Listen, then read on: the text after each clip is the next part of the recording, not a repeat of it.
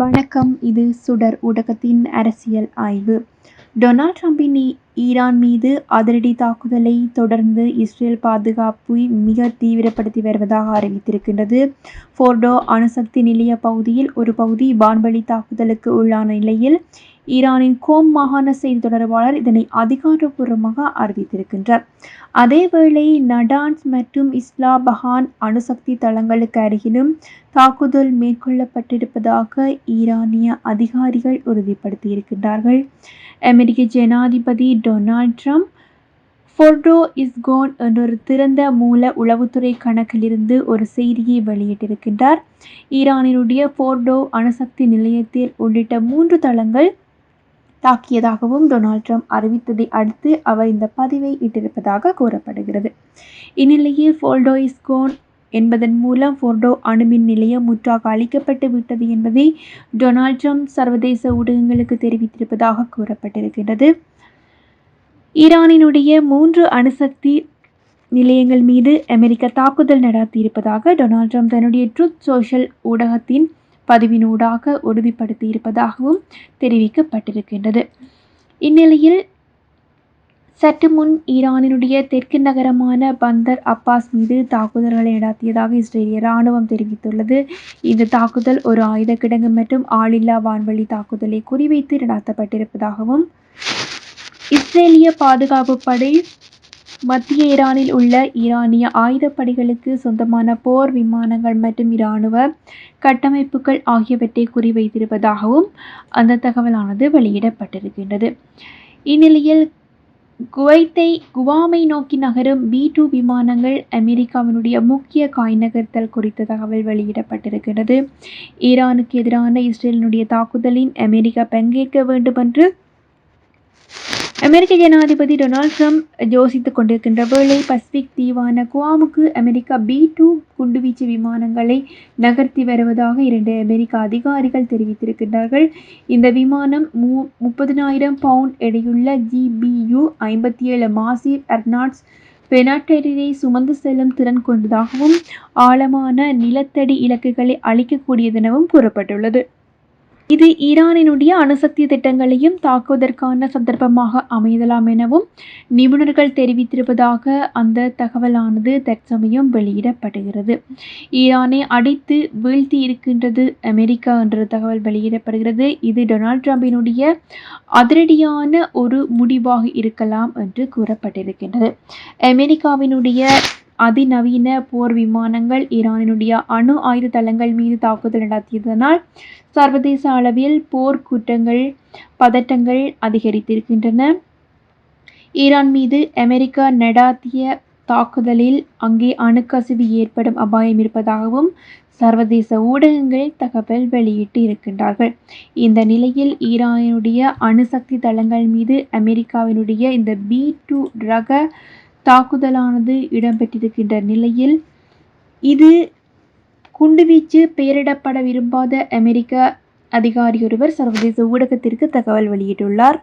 அமெரிக்க படைகள் ஈரானினுடைய அணு ஆயுத தளங்கள் மீது தாக்குதல் நடாத்தியதை அடுத்து இஸ்ரேலிய பிரதமர் பெஞ்சமின் நெதன்யாகு ஜனாதிபதி டொனால்ட் ட்ரம்பை பாராட்டியிருப்பதாக கூறப்படுகிறது. ஃபோர்டோ, நடான்ஸ் மற்றும் எல்ஃபாஹன் ஆகிய ஈரானில் உள்ள 3 அணுசக்தி நிலையங்கள் மீது வெற்றிகரமான தாக்குதலை முடித்திருப்பதாகவும் டொனால்ட் ட்ரம்ப் சமூக வலைத்தளத்தில் பதிவிட்டிருப்பதாகவும் தெரிவிக்கப்படுகிறது.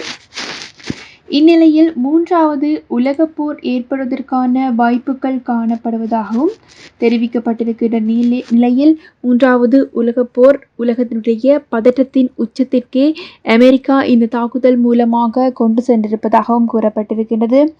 இந்த நிலையில் இவ்வாறு இருக்கையில் அமெரிக்காவினுடைய ஜனாதிபதி டொனால்ட் ட்ரம்புக்கு அமைதியான நோபல் பரிசு வழங்குவதற்கு பாகிஸ்தான் பரிந்துரைத்திருப்பதாகவும் தெரிவிக்கப்படுகிறது.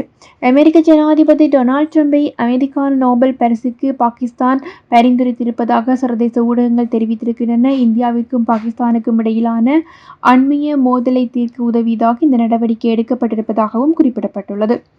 இந்த நிலையில் குறித்த பரிந்துரை ஈரானினுடைய அணுசக்தி நிலையங்களை தாக்குவதில் இஸ்ரேலுடன் சேருவது குறித்தும் மீண்டும் ஒருமுறை டொனால்ட் ட்ரம்ப் சிந்திக்கக்கூடும் என்று பாகிஸ்தானுடைய அரசியல் ஆய்வாளர்கள் குறிப்பிட்டிருக்கிறார்கள். இதேவேளை இஸ்ரேலினுடைய நடவடிக்கையை சர்வதேச சட்டமீறல் மற்றும் பிராந்திய ஸ்திரத்தன்மைக்கு அச்சுறுத்தல் எனவும் பாகிஸ்தான் கண்டித்திருக்கின்றது.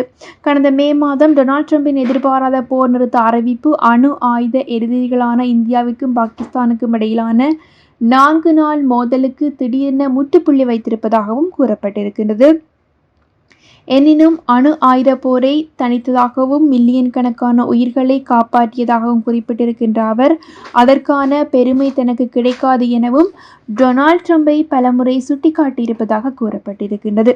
இந்நிலையில் அமெரிக்க ஜனாதிபதியினுடைய ராஜதந்திர தலையீடு இந்தியாவுடன் சண்டையை முடிவுக்கு கொண்டு வந்தது என்பதை பாகிஸ்தான் ஒப்புக்கொள்கின்றது. எனினும் அது இந்திய மற்றும் பாகிஸ்தான் இராணுவங்களுக்கு இடையிலான இருதரப்பு ஒப்பந்தம் எனவும் இந்தியா தெரிவித்திருக்கின்றமை குறிப்பிடத்தக்க ஒரு விடயமாக காணப்படுகிறது.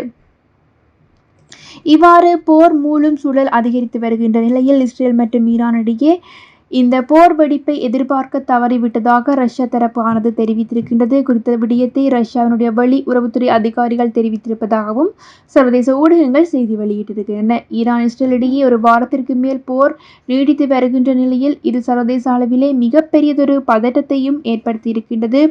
உக்ரைனுடன் சண்டையிட்டுக் கொண்டிருக்கும் ரஷ்யா மத்திய கிழக்கில் இப்படி ஒரு மோதல் வெடிக்கும் என்பதை தாங்கள் எதிர்பார்ப்பதை தவறவிட்டதாகவும் கூறியிருக்கின்றார்கள். இதன் காரணமாக இந்த மோதலில் செல்வாக்கு செலுத்திய சக்திகளாக ரஷ்யா மாறி நிற்கின்றது. எனினும் அமெரிக்க ஜனாதிபதி டொனால்ட் ட்ரம்பினுடைய ஆதரவை பெற முடியும் என நம்புவதாகவும் கூறப்பட்டிருக்கின்றது.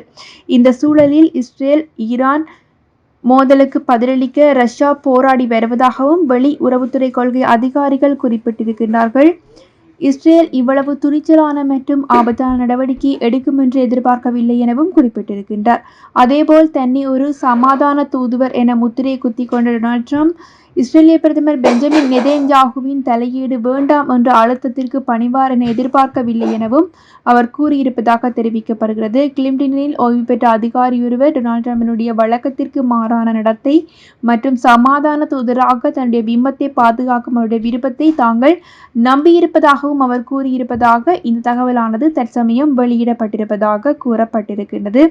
மத்திய கிழக்கில் போர் மூளும் அபாயம் காணப்படுவது மட்டுமல்லாமல் அமெரிக்காவினுடைய விமான தாங்கிகளும் அதிகரித்திருப்பதாகவும் அந்த தகவலானது வெளியிடப்பட்டிருப்பதாக காணப்படுகிறது. இது 3ஆம் உலக போர் அதிகரிப்பு ஏற்படுவதற்கான ஒரு அபாயமாகவும் அது மட்டுமல்லாமல் மிக கொடுமையான ஒரு போர் உருவாகக்கூடிய ஒரு சாத்தியம் காணப்படுவதாகவும் உலகினுடைய சர்வதேச ஊடகங்கள் தகவல் வெளியிட்டிருக்கின்றார்கள். இந்த நிலையில் அலி ஹமேனி நியமித்த புதிய தலைமை அதிகாரி அவருடைய படைபலம் குறித்தும் தங்களுடைய பெருமைகளை வெளியிட்டிருப்பதாகவும் அந்த தகவலானது வெளியிடப்பட்டிருக்கின்றது.